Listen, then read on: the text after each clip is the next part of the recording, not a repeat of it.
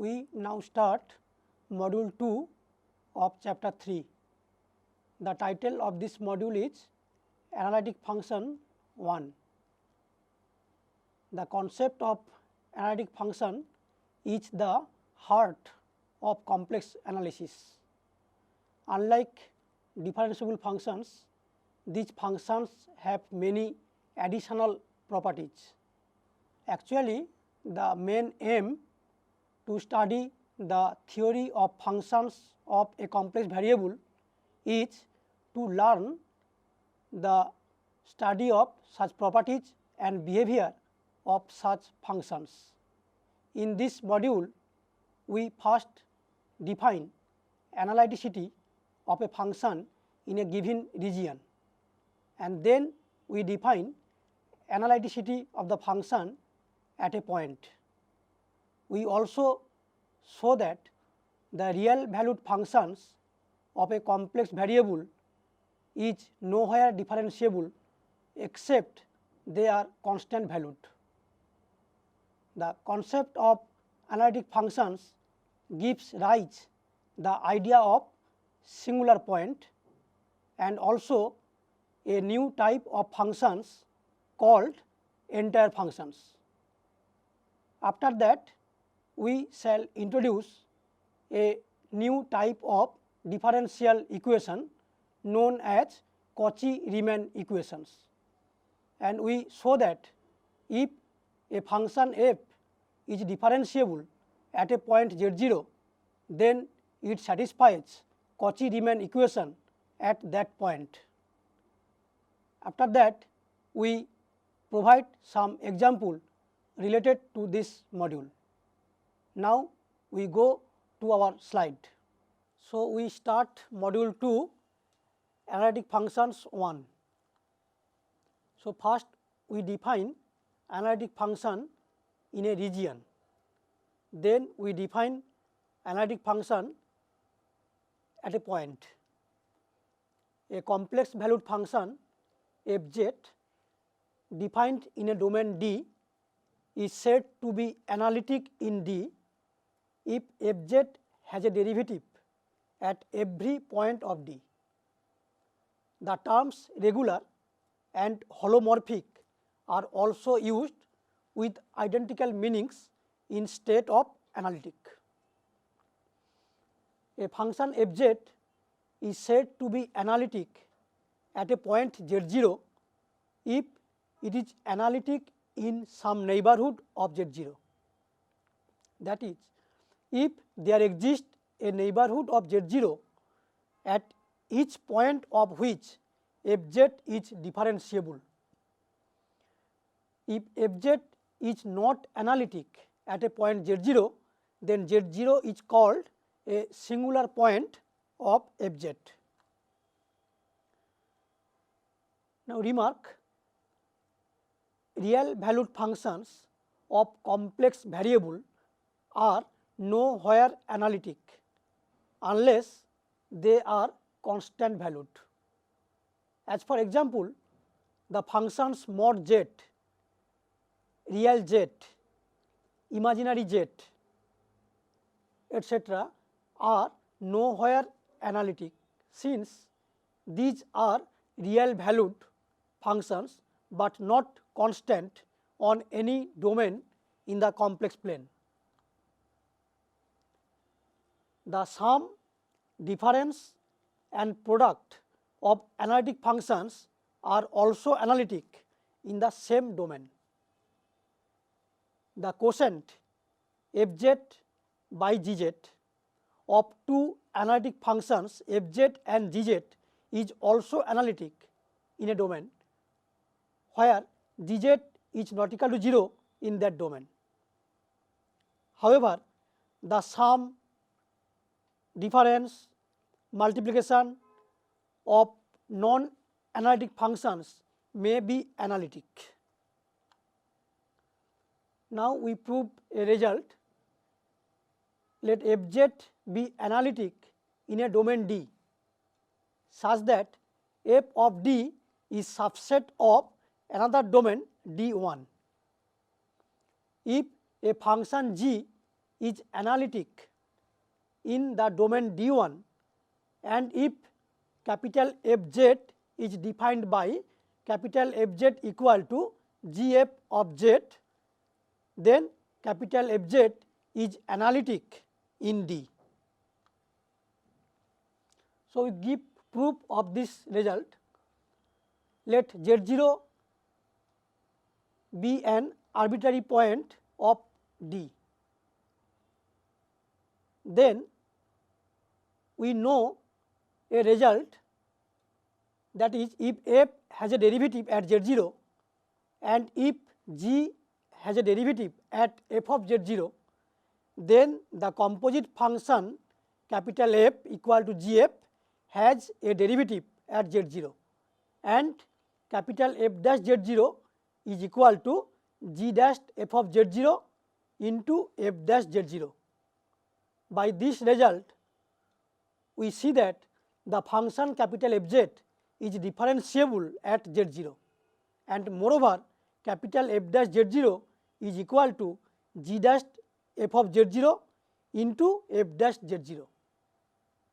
Since Z0 is an arbitrary point in D, it follows that capital Fz is differentiable in D and hence it is analytic in D. Now we give an example. Suppose Fz is a function defined by 1 by z minus 2 and Gz is another function defined by z cube. Then discuss the analyticity of the composite function Gf. So, here the function Fz, that is equal to 1 by z minus 2 is analytic in the domain D, which is equal to complex plane C except the point 2, and Gz is analytic in C. Now, f of D, which is equal to the complex plane C excluding the point 0, which is contained in complex plane C, that is the domain of G. Therefore, d dz of Gf of z, that is equal to g dash of Fz into f dash z, that is equal to 3 by z minus 2 square into minus 1 by z minus 2 square, and that is equal to minus 3 by z minus 2 to the power 4, where z is not equal to 2. Another example, if Fz equal to x square y into y minus ix by x to the power 4 plus y square, if z not equal to 0 and Fz equal to 0, if z equal to 0, then prove that Fz minus F0 by z tends to 0 as z tends to 0 along any straight line, but f dash 0 does not exist. So, suppose that z tending to 0 along any straight line y equal to mx, where m is the slope of that line. Then limit z tending to 0 Fz minus F0 by z, that is equal to, we just put the value of Fz. So, this equal to limit xy tending to 0 0 x square y into y minus ix by x plus iy into x to the power 4 plus y square, and this equal to limit xy tending to 0 0 minus I x square y by x to the power 4 plus y square, and putting y equal to mx, we get this equal to limit x tending to 0 minus I m x to the power cube by x square into x square plus m square, and which gives, after putting x equal to 0, we get this is 0. But along the path y equal to x square, we obtain limit z tending to 0 fz minus f0 by z is equal to limit xy tending to 0 0 minus I x square y by x to the power 4 plus y square, and putting y equal to x square, we get this equal to limit x tending to 0 minus I x to the power 4 by 2 x to the power 4, that is equal to minus I by 2. So, this shows that f dash 0 does not exist, because f dash 0 is equal to 0 if we take the path straight line, but if we take the path parabola, then we get f dash 0 equal to minus I by 2.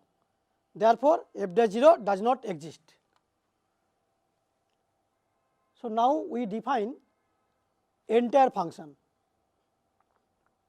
A complex function f of z is said to be entire or integral if it is analytic in the entire complex plane.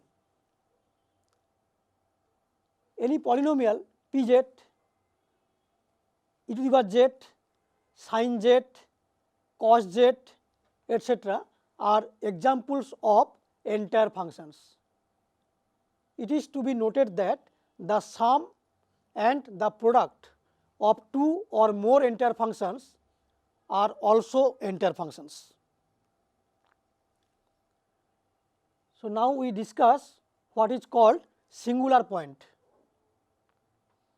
If a function fz fails to be analytic at a point z0, but in every neighborhood of z0 there exists at least one point where the function is analytic, then the point z0 is said to be a singular point or singularity of fz.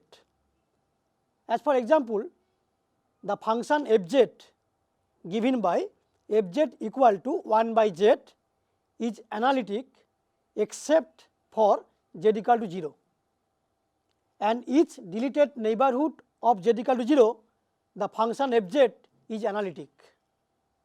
Therefore, by definition of singular point, z equal to 0 is a singular point of fz equal to 1 by z.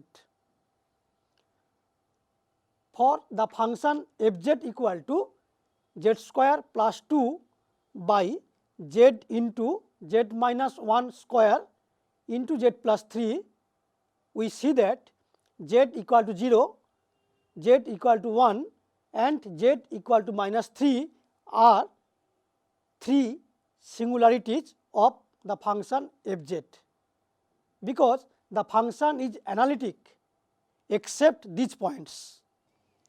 So far we have discussed the concept of analytic functions, some properties,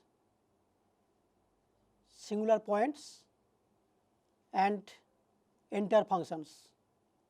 Now we introduce a special kind of differential equation known as Cauchy-Riemann equations, and we also show that if a function f is differentiable at a point, then it satisfies Cauchy-Riemann equations. We also show that this condition is necessary but not sufficient.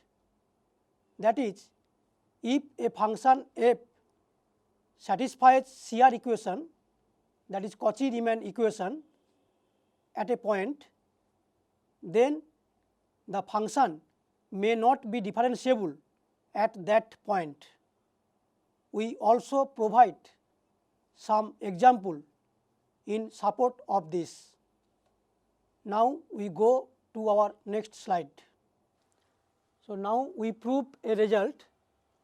Suppose that f of z equal to u xy plus I v xy is differentiable at the point z0 equal to x0 plus I y0. Then the first order partial derivatives of u and v at x0 y0 satisfy the equations u x equal to v y, that is partial derivative of u with respect to x is equal to partial derivative of v with respect to y, and also partial derivative of u with respect to y is equal to minus of partial derivative of v with respect to x. So, given that the function f z is u plus I v is differentiable at z 0, that is equal to x 0 plus I y 0. Therefore, by definition of differentiability, we have f dash z 0 is equal to limit z tending to z 0 f z minus f z 0 by z minus z 0, and that is equal to limit x y tending to x 0 y 0 u x y minus u x 0 y 0 plus I into v x y minus v x 0 y 0 by x minus x 0 plus I into y minus y 0.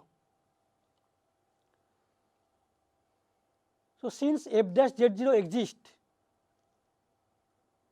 2 must exist for all mode of approach of the point x y to x 0 y 0, and all the limiting values must be same. So, assuming z tending to z 0 along a line parallel to real axis, that is y is equal to y 0 and x tending to x 0, we obtain from equation 2 that f dash z 0 equal to limit x tending to x 0 u x y 0 minus u x 0 y 0 plus I into v x y 0 minus v x 0 y 0 by x minus x 0, and that is equal to limit x tending to x 0 u x y 0 minus u x 0 y 0 by x minus x 0 plus I into limit x tending to x 0 v x y 0 minus v x 0 y 0 by x minus x 0, and this is equal to partial derivative of u with respect to x at the point x 0 y 0 plus I into partial derivative of v with respect to x at the point x 0 y 0. This is equation number 3. Now, we choose another path. So, letting z tending to z 0 along a line parallel to imaginary axis, that is x is x 0 and y tends to y 0, we obtain from equation 2 that f dash z 0 equal to limit y tends to y 0 u x 0 y minus u x 0 y 0 plus I into v x 0 y minus v x 0 y 0 by I into y minus y 0, that is equal to limit y tending to y 0 u x 0 y minus u x 0 y 0 by I into y minus y 0 plus limit y tending to y 0 v x y 0 minus v x 0 y 0 by y minus y 0, and this gives minus I u y at the point x 0 y 0 plus v y at the point x 0 y 0. This is number 4. So, since f dash z 0 exists, 3 and 4 must be identical. So, comparing 3 and 4 and equating the real and imaginary parts, we obtain u x equal to v y and u y equal to minus v x, which is our required result.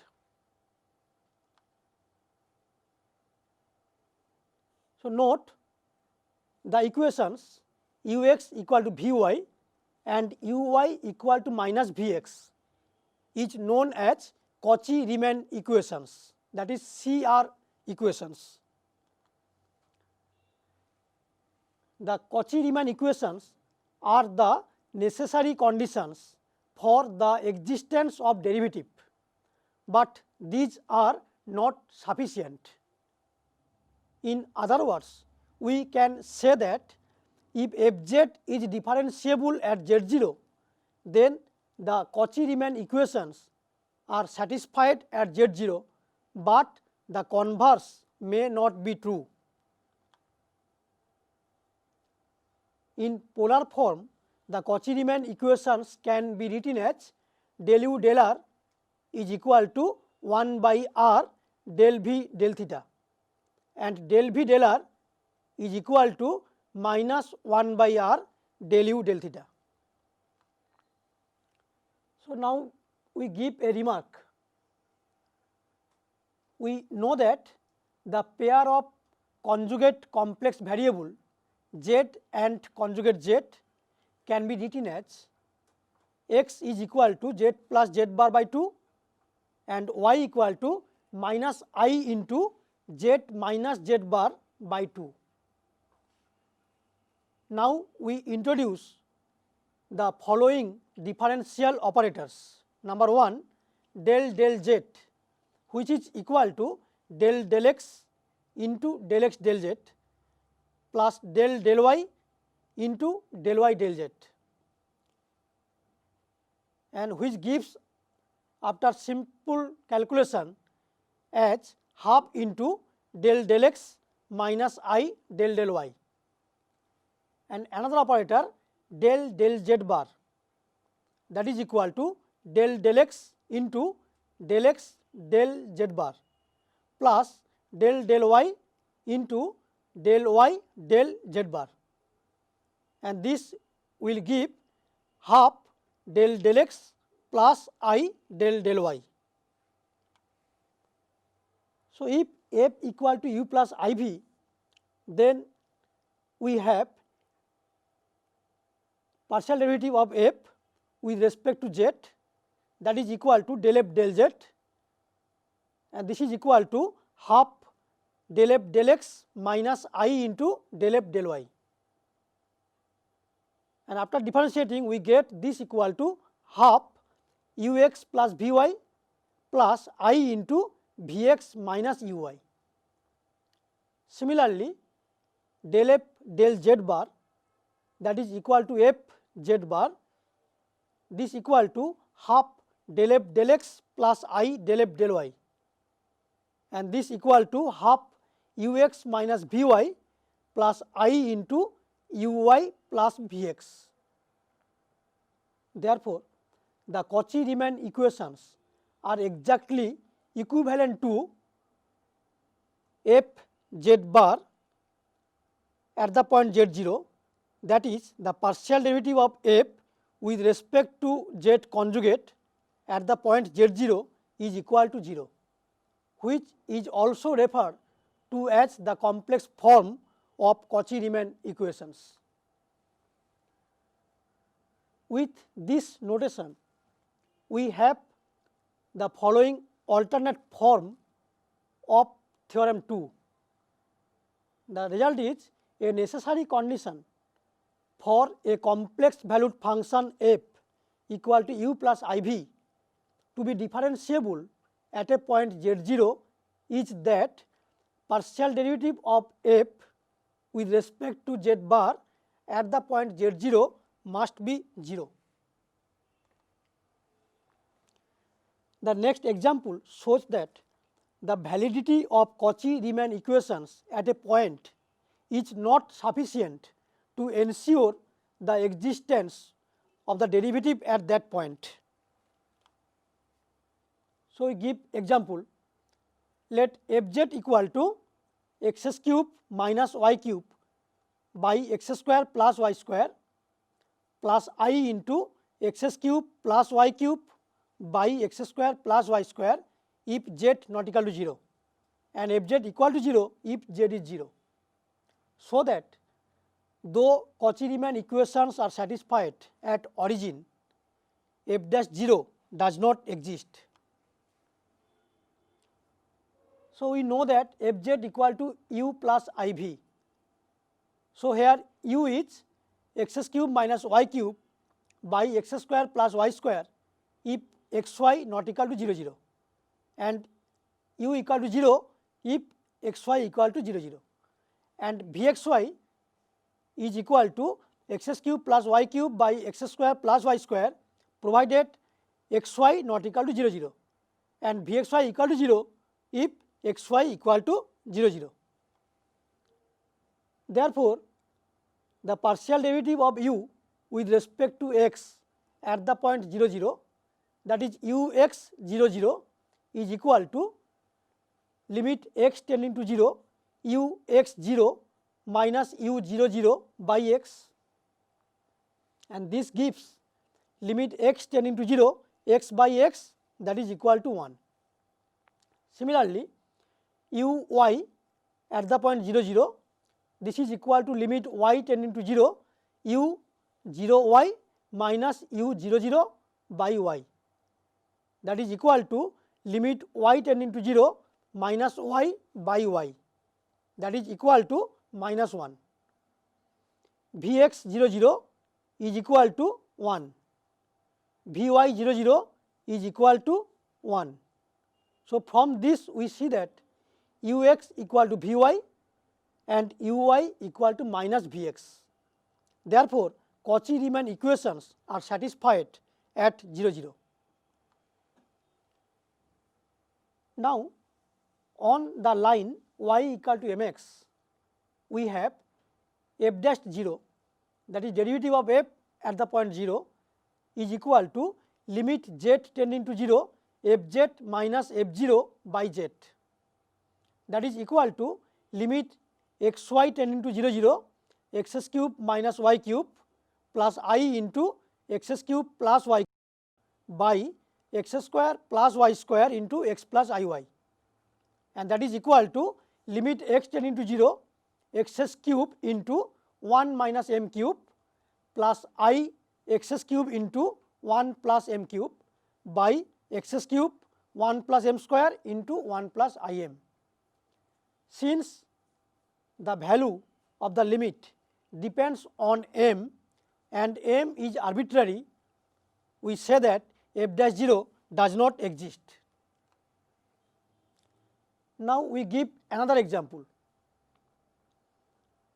For the function defined by fz equal to root over mod xy, so that the Cauchy-Riemann equations are satisfied at origin, but the function is not differentiable at this point.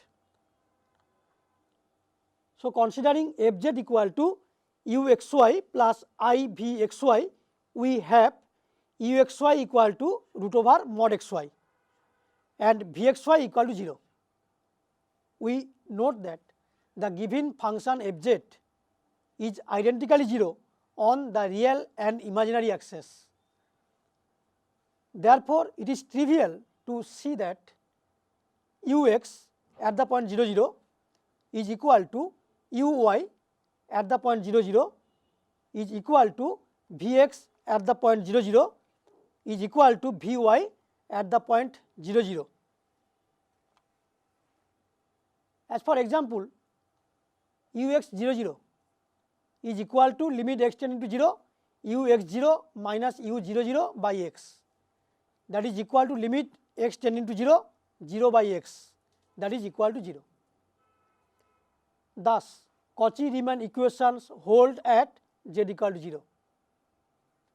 However, if we take h equal to r into e to the power I theta, which is not 0, with r tending to 0, we see that limit h tending to 0 f h minus f 0 by h, that is equal to limit r tending to 0 mod r square sin theta cos theta to the power half by r into cos theta plus I sin theta, and this gives e to the power minus I theta into mod sin 2 theta to the power half by root over 2, which clearly depends upon the value of theta. If theta changes, then limiting value changes. From this we can conclude that f is not differentiable at z equal to 0, though f satisfies the Cauchy-Riemann equations at the origin. We give another example. Find the nature of Cauchy-Riemann equations for the function fz equal to mod z square. So, here mod fz equal to mod z square is equal to x square plus y square.